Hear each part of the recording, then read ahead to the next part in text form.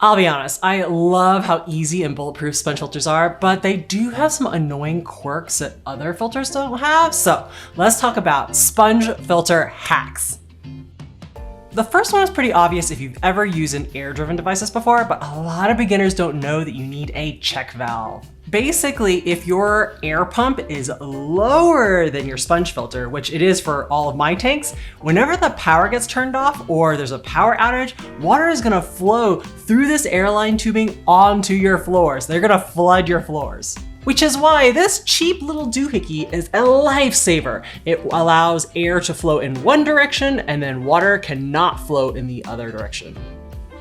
I like to install, let's say this is my sponge filter, I like to install the check valve right outside of the tank near the surface of it. So that way only about this much water gets outside of the tank, and then the air pump doesn't have to work as hard to push all that water back out whenever the power gets on again.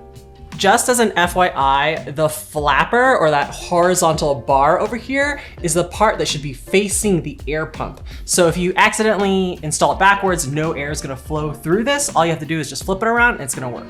Another thing that absolutely drives me crazy is that bubbling sound. A lot of people like the sound of a witch's brew coming from their fish tank, but I don't.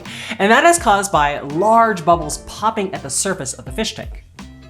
That's why I like to add air stones to my sponge filters, and that way the bubbles are a lot smaller and then they aren't as loud when they pop.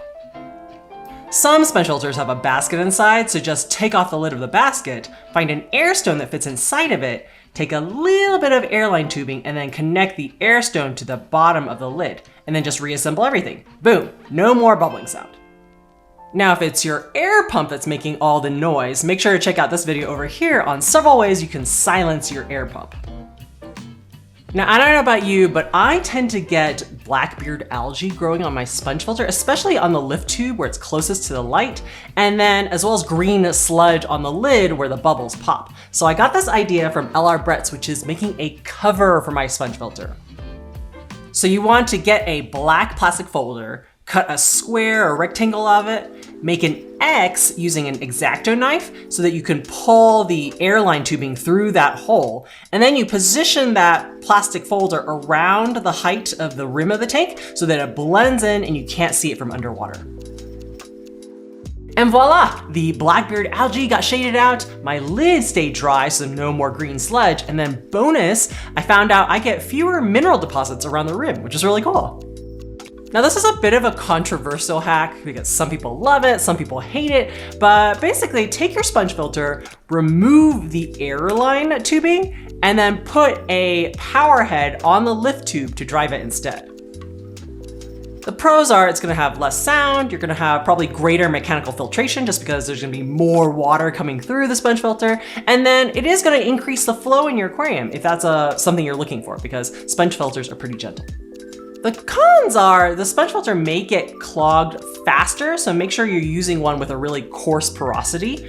And then also, if you think about it, your sponge filter is here, the power head is kind of pushing water through the middle of a tank. So you either want to orient the flow so that it's pointing more toward the surface because more surface agitation gives you better gas exchange between oxygen and carbon dioxide, basically more oxygen for your fish. Or maybe get a longer lift tube so that your power head is situated near the surface, again, with greater surface agitation. Unfortunately, one of the downsides of sponge filters is there's no easy way to add chemical filtration like activated carbon if you want to remove tannins, medications, and other potential toxins in your water. So I learned this hack from Aquarium Co-Op. You want to get a sponge pad that is infused with activated carbon. This is not it. I'm just using another type of filter pad. But then you're going to cut a long rectangle of it, wrap it around your sponge filter, and then affix it with a rubber band or something. And this could apply to many other types of filter media, such as, ammonia absorbing pads or phosphate absorbing pads. Obviously, this is not the prettiest. This is definitely meant to be a temporary solution. So if you need something a little more long-term for chemical filtration, I would probably just go with a hang-on back filter.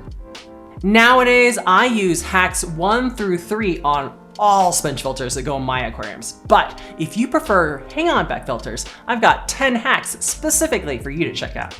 Take time to enjoy your aquariums, and I'll see you in the next video.